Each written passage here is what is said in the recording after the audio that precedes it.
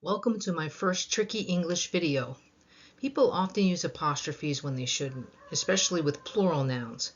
So today's episode is about apostrophes, when to use them, and just as importantly, when not to use them. One day I was in the bathroom of a fast food restaurant and I saw a sign on the door. This is what it said. Notice the apostrophe on the word employees. Should that apostrophe be there? What do you think? Let's check out the rules. If we want to give a word an apostrophe, a thing must follow that belongs to it. Here's an example. The employee's lunch was stolen. Oh, that poor employee. I mean, you leave your lunch in the refrigerator at work and you think it's safe. But if someone forgets their lunch, or if his or her lunch doesn't look quite as tasty as yours,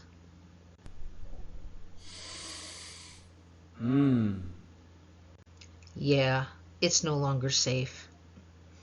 So, what belonged to the employee? The stolen lunch.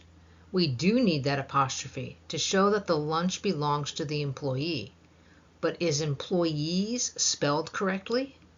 Let's check out the rule. The noun is singular. We're talking only about one employee here, so the apostrophe S is correct. What if we have this situation? All of the employees' lunches were stolen.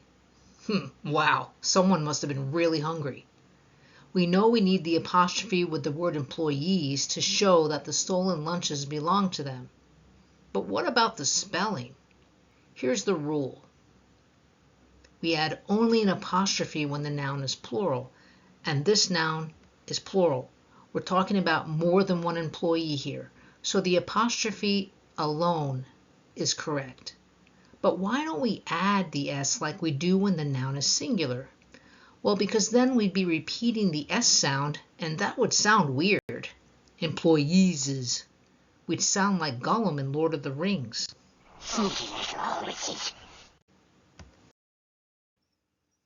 Now, let's look at this sentence again. Rule number 1 says that something must follow that belongs to the employees.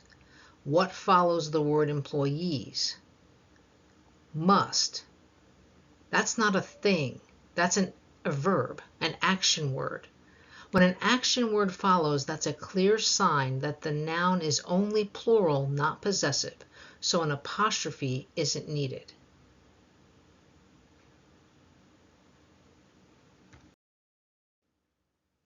But what if I rewrite the sentence this way? You might recognize this construction as the passive voice. Is the apostrophe correct now?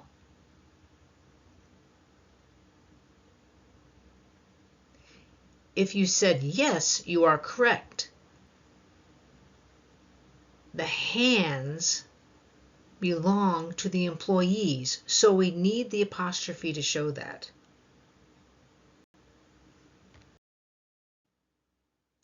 Here is today's tricky English tip.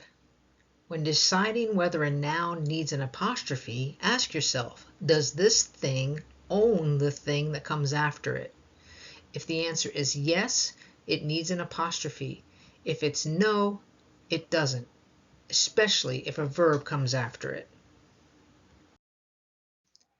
And that's the end of this episode of Tricky English.